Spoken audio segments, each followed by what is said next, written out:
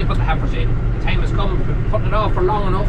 Some of them will be calving in January and February, and them animals need to get in. I want to get in and get handling them, walking through them, get them, you know, just get them nice and calm before they do go to calve. I do that every year, so if I get about 8 weeks to walk around through them, they calm down an awful lot. I go in about twice a day, I walk through them calmly, and they get used to me, and it works wonders. But for now, we're going to put them into the shed over here in our other land. We are going to be taking them home soon, as soon as our other young cattle have to be put in, and I can't see that happening for the next week or two. But as soon as they go in, then these heifers will be coming home to the home house. Just I don't have the home house just ready yet for them, because I'm going to be actually clipping them and doing a bit of work. And I actually love using the crush over here compared to the one at home, and that's just a simple fact of it. So I'm actually putting them in on my own here, but they're fairly calm, they're fairly used to me. I think they know at this stage where they're going. Can't kind of know when the time of year comes that they'd rather be inside. And I'd know with them when I go over and check them. There's loads of grass and everything, but they want to be inside. And to be honest with you, I wouldn't blame them.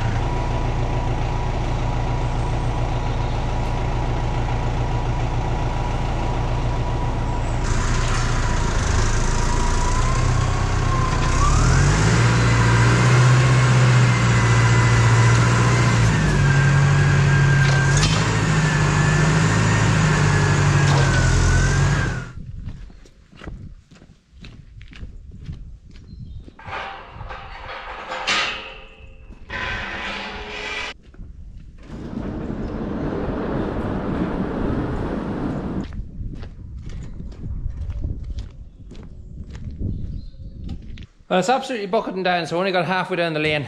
I'm absolutely soaked. It's been raining since I got over. It didn't give any rain today, but it's raining all morning. So one thing I haven't done is I haven't checked the drinkers. So I'll fill the drinkers up just to make sure they're okay. Attempt number 2. This time we might get them in. I have a rope here and bring them with me. Let's go across the road. The other calves over there now eating their meal. That'll hopefully keep them out of mischief. Oh, and actually I have help. My father is just coming over here on the quad. That's great. He knew that I was at something, so he must have been looking out the window at home and seen me when rooting, so he's coming now. Stand down here at the road. Yeah. So that's the father on the quad. It's great that he comes over and still gives a hand.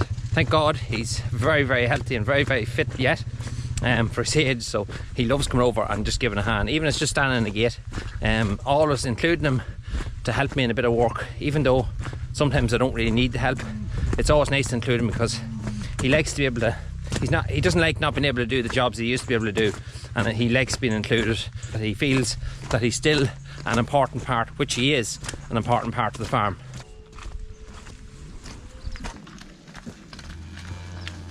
Come on. Come on.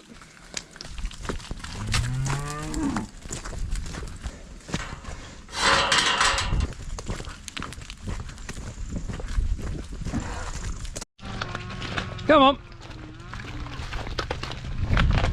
Come on. Shh. Shh. Shh. Shh.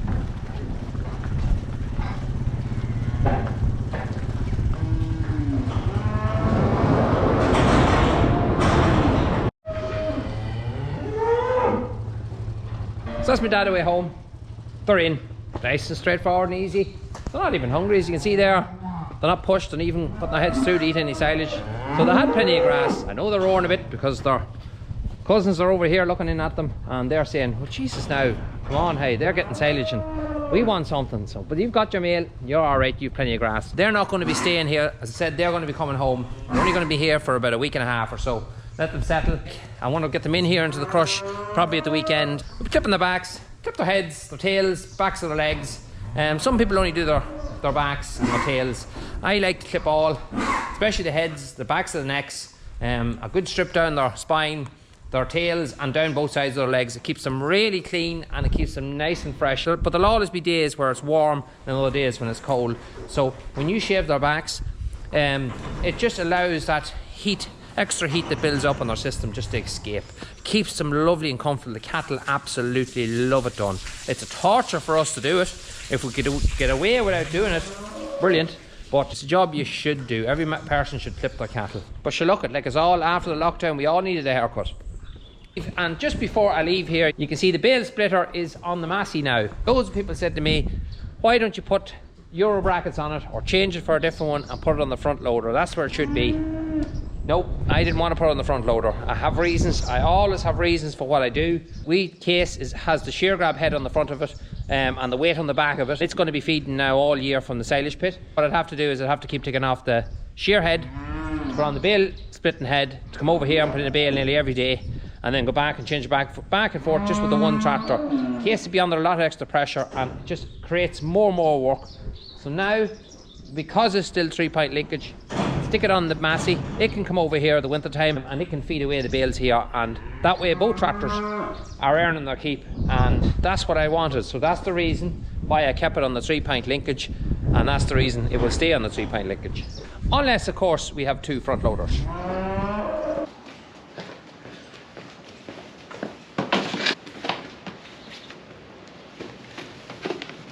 We've just got ourselves some lights. So the lights are already on the cab of our Case 895 XL cab. They're not great. It's the original ones that are on it at the moment on both sides. We do have 2 LED lights that we got back about a year and a half ago that I do not like. I'm not going to say the brand. I'm not going to run any brand down, but I don't like them. They're filled with water. This one here is cutting in and out already. It's just, and the wiring's perfect. It's got nothing to do with the wiring, because I took it off and I checked it on a battery, and it just is temperamental. You touch it the wrong way, it cuts out. It's just, there's a lot of water and condensation, and it yellowed a lot too, and it just looks ugly. So we have a nice, very needed upgrade here in the shed that we're just after taking delivery of.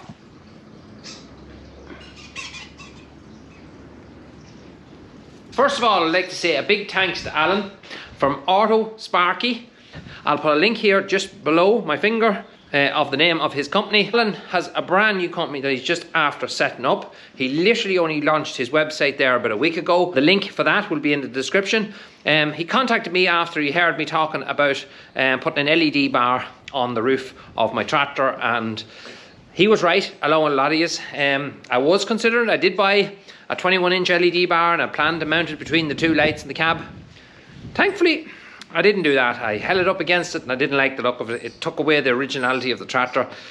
It probably would be a phenomenal light, but it just didn't look right on the Case, and I think a lot of you would have criticised me a lot for doing it, so I avoided all that. So he's supplying some big brands already, so he's starting off galloping. He's got the likes of LED Global, which we have here, from Duralight as well. So if you want any of your fittings, any of your connectors, they do a whole set of brand of lights their own as well. They're your real high-end lamp. He also has a garage on the Dublin Road out of Virginia in County Cavan if you need to come there and have your lights fitted. And he delivers anywhere in Ireland at the minute. He's planning to break into the UK hopefully in the near future, but for now it's just the 32 counties of Ireland that he will be doing most of his deliveries to. So the first thing you see is it's heavy. It's got a bit of weight to it.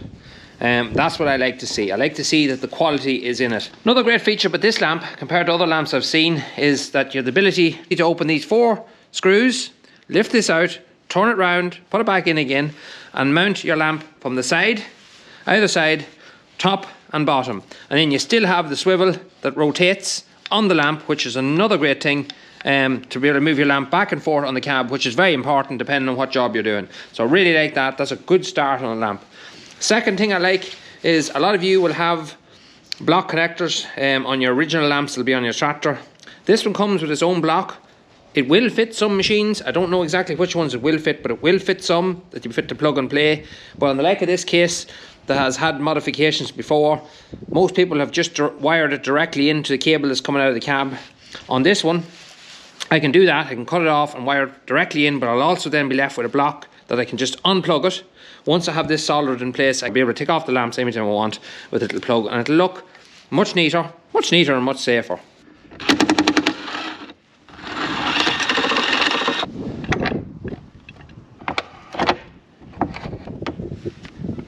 So you can clearly see here, this was the way that most people would have joined lights. Scotch clips, I absolutely hate them. Quick fix, they're a quick connection, but they're just a recipe for failure. I have no time for them. Soldering is the only way to do it.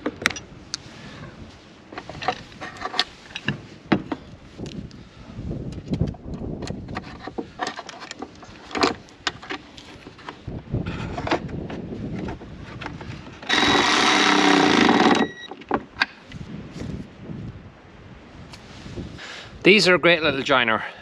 Just put your pieces in on both sides, clamp it in the middle, and then run a heat gun or even your soldering iron, just put it across it, and it will all shrink in nice and tight and give you a good waterproof seal. I do tend to go around it with insulating tape then as well, just to reinforce it. Another similar type one to be used would be these. You just basically put your two wires together, clamp them both together first, pull it through, clamp this in the centre with your round pliers like that there, and just clamp that closed on the wire. And then you just run your heat gun across, and basically it just seals tight in on the wire and holds the whole lot together. Or you can just solder it on yourself with the ordinary soldering iron, and it just does as good a job. It's just this here with the shrink wrap just gives you that bit of extra protection in case wires ever strip bare or any water get in. They're very handy.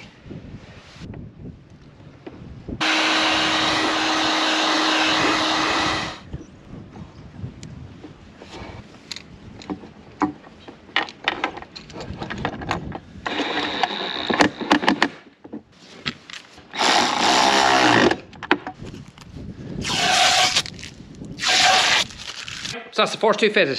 For a look at them, you can see they're quite yellow and they are a lot of water, a lot of condensation inside them. So the original one is actually in good condition. By looking into the glass, it looks to me like the film behind, the reflective film, whatever it's called, looks to be still in good condition, but they're kind of an obsolete light now. They use a lot more power as well, so they're harder on the battery once you're running a lot of different lights. So my two spectators is back up with me, as always. First two lights is on, and I think they look absolutely great. So it's a clean, neat lamp. They don't stand out like a sore thumb, and that's what I wanted. I wanted things to look kind of original, and they do. They're very, very, very close to the original. That one in the middle, you can see they don't look like the originals at all.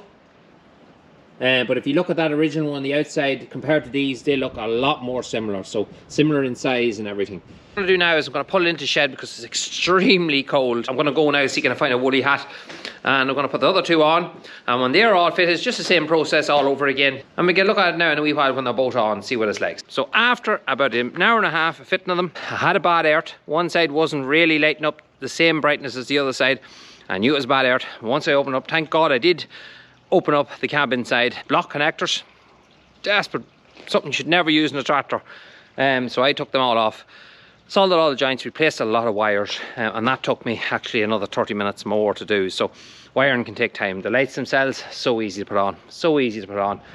And I suppose without further ado, now I know it is dark at the moment, it's getting dark, but you can have a vision of what it looks like.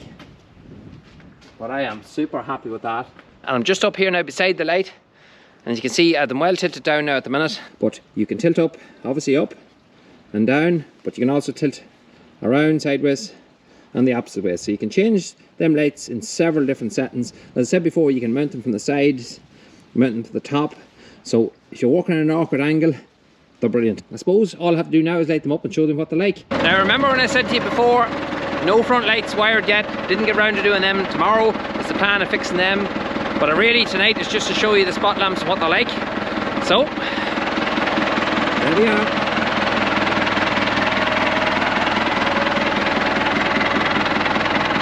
So the light that I picked, and he says it's the one that he sells the most of, is the 40 watt adjustable and swivel 4x6 LED work light.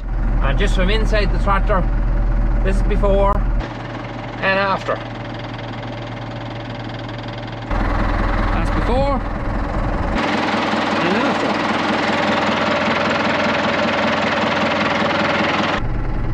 This is before and after. That's before and after.